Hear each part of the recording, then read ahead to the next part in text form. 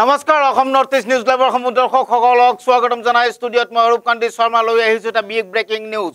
আপোনালোকে যদি গাড়ী ক্ৰয় কৰিব বিচাৰিছে বা গাড়ী বিক্ৰী কৰিব বিচাৰিছে তেতিয়াহ'লে আজিৰ পৰা আপোনালোকে সাৱধান হওক, নহ'লে কেতিয়াবা প্ৰবঞ্চকৰ জালত পৰিব আপুনিও। মূৰে কপালে হাত দিব লাগিব আপোনালোকৰো। এবাৰ গৌৰীপুৰৰ খবৰ লৈ আহিছোঁ। গৌৰীপুৰৰ আৰক্ষীৰ জালত পৰিছে এগৰাকী প্ৰবঞ্চক। প্ৰায় ৩০খনকৈ অধিক গাড়ী ক্ৰয় কৰিছিল সেইগৰাকী প্ৰবঞ্চকে, আৰু তাৰ পিছতে আৰক্ষীৰ জালত পৰিছে সেইগৰাকী প্ৰবঞ্চক। মই জনাই আছোঁ সবিস্তাৰে অসম নৰ্থ ইষ্ট নিউজ লাইভৰ দৰ্শকসকলক জনাই আছোঁ এই খবৰ। যদি কোনোবা বাহনৰ গৰাকী আছে বা আপোনালোকে যদি গাড়ী ক্ৰয় কৰিব বিচাৰিছে তেতিয়াহ'লে আজিৰ পৰা সাৱধান হ'ব লাগিব আপোনালোকৰ, নহ'লে প্ৰবঞ্চকৰ জালত পৰিব আপোনালোকে। মূৰে কপালে হাত দিব লাগিব আপোনালোকৰ বাহনখনৰ কাৰণে। যিসকল ব্যক্তিয়ে নিজৰ বাহনখন ক্ৰয় কৰিব বিচাৰিছে বা বাহন যদি আপোনালোকে বিক্ৰী কৰিব বিচাৰিছে তেতিয়াহ'লে আজিৰ পৰা সাৱধান হ'ব লাগিব। প্ৰবঞ্চকে জাল মেলিছে সমগ্ৰ অসমত, আৰু সেই প্ৰবঞ্চকৰ জালৰ পৰা যদি আপোনালোকে বাচি থাকিব বিচাৰে তেন্তে অতি সাৱধানেৰে আপোনালোকে গাড়ী ক্ৰয় বা বিক্ৰয় কৰিব পাৰিব। জনাই আছোঁ সেই খবৰ। এবাৰ গৌৰীপুৰৰ খবৰ আহিছে। গৌৰীপুৰৰ আৰক্ষীৰ জালত পৰিছে এগৰাকী গবাই প্ৰবঞ্চক। সেই প্ৰবঞ্চকগৰাকীয়ে গৌৰীপুৰত নহয় সমগ্ৰ অসমতে জাল মেলিছে সেই প্ৰবঞ্চকগৰাকীয়ে, আৰু এই জালত পৰিছে গৌৰীপুৰ, কোকৰাঝাৰ আদিকে ধৰি প্ৰায় ৩০খনকৈ ঠাইৰ ৩০খনকৈ বাহনৰ গৰাকী।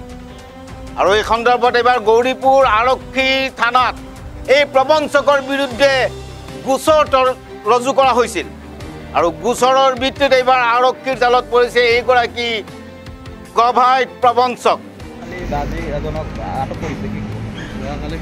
চবে আপোনালোকে জানে যে চবে আমি দুখীয়া মানুহ হিচাপে ফাইদা তুলিছে, গতিকে এইটো যি ফ্ৰড কৰিছে তাৰ উচিত তদন্ত কৰি তাক শাস্তি দিব লাগে, আৰু গোটেই আমাৰ গাড়ীকেইটা ৰিকভাৰী কৰিব লাগে। কাৰণ এই গাড়ীকেইটা ৰিকভাৰী নকৰিলে আজি যদি কিবা এটা এক্সিডেণ্ট কৰি তাক বা মাৰি দিয়ে, আৰু আজি যি চৰকাৰৰ পৰিস্থিতি, এই আৰু যদি ড্ৰাগছ বহুত কিবা কিনি সৰু গাড়ীত পৰে, এইবিলাকত যদি আমি ফচি যাওঁ, আমিতো গৰীব দুখীয়া মানুহ, আমি ধনীও নহয়, আমি ডাইৰেক্ট ছুচাইড কৰি মৰিবলগীয়া হৈ যাব।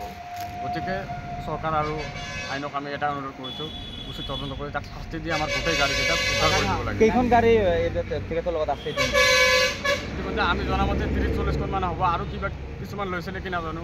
আমি যেনেকৈ আমি চবৰে গাড়ী লৈছোঁ, আমি কোনো জানা নাই, চবৰে এটাকৈ লৈছে। মই পাছত ভাবিছিলোঁ মোৰে লৈছে, তেনেকৈ আমি ৪০-৫০জন ইতিমধ্যে হৈ গৈছে, আৰু বেলেগ জেগাত কোনোবাতে কিমান গাড়ী লৈছে আমি নাম কি আবু হানিফ আহমেদ। কোন ঠাইৰ পৰা লৈছে গাড়ীবিলাক? কোন ঠাইৰ? বঙাইগাঁও, বিজিনী, কোকৰাঝাৰ, চিৰাং, আপোনাৰ নয়াহাট, বেলাচীপাৰা, বঙাইগাঁও, চাপৰ, তিলাপাৰা, সবটা প্ৰাইভেট গাড়ী লৈছে। সব প্ৰাইভেট গাড়ী লৈছে। আজিকালি দেখিবলৈ যে প্ৰাইভেট গাড়ীসমূহ কিন্তু বিভিন্ন ধৰণৰ বিভিন্ন কাম কাজ, দুৰ্নীতিৰ কাম কাজ কৰে, বা যিহেতু ড্ৰাগছে হওক, গো সৰবৰাহ কৰে, বহুত ধৰণৰ জড়িত হৈ থাকে। এই কি ক'ব, যিহেতু আপোনালোকৰ গাড়ী এতিয়া কিন্তু আপোনালোকৰ অনুসন্ধানে পোৱা নাই, কি ক'ব? সেইকাৰণে আমি এটা অনুৰোধ কৰিছোঁ যে আমাৰ এতিয়া যদি আমাৰ পইচা থাকিলে হয়, EMI যদি দিব পাৰিলে হয়, এইটোতো বেলেগ কেছত গ'ল। এতিয়া যদি কিবা এটা এক্সিডেণ্টলি কিবা এটা ড্ৰাগছ ফাঁচি যাওঁ, আমি চবেতো দুখীয়া মানুহ, আমি চব মৰি যাব লাগিব। আচ্ছা, এই গাড়ীবিলাকে বাংলাদেশ বা বিভিন্ন ৰাজ্যত বিক্ৰী কৰা সন্দেহ হয় নেকি? হয়, সন্দেহ হয়। এতিয়া আৰক্ষীলৈ কি অনুৰোধ কৰিব? অনুৰোধ কৰিছোঁ যে অতি সোনকালে আমাৰ গাড়ী ঘূৰাই দিয়ক। তাক কি কৰে নকৰে, আৰক্ষী উচিত তদন্ত কৰে নকৰে, আমাৰ এইটো ক'ব লগা নাই। আমাক অতি সোনকালে আমাৰ গাড়ীকেইটা ৰিকভাৰী কৰিব দিব লাগে মেইন। ঠিক আছে।